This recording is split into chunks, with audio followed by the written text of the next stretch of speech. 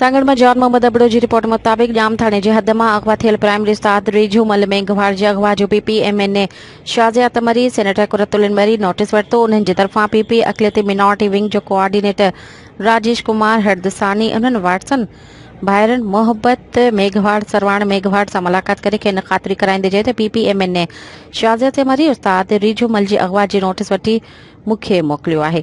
शाज़िया तमरी अक़लियती बिरादरी जे हर दुख सुख में साण सां गॾु आहे। शाज़िया तमरी SSP सांगड़ सां ॻाल्हाए खेसि उस्ताद रिजू मल खे जल्द बाज़ियाब करण लाइ चयो। हुन चयो त अक़लियती बिरादरी जे सां हिन तरह जी ताउन जी ख़ातिरी कराए खेनि हर न मुश्किल वक़्त में अकेलो न छॾियो वेंदो। ॿिए तरफ़ रईस अकबर खान मरी जे फोकल पर्सन पिण उस्ताद रिजू मल जे वाटसन वटि पहुची खेनि पीपल्स पार्टी जे MNA शाज़िया तमरी रईस अकबर खान मरी तरफ़ां हर सेका जी मदद जी ख़ातिरी कराई। इन मौक़े ते कच्छ यूनियन काउंसिल मंसूरा जो चेयरमैन आबिद हुसैन कलोई एडवोकेट अल्ताफ हुसैन कलोई ऐं ॿिया पिण मौजूद हुआ।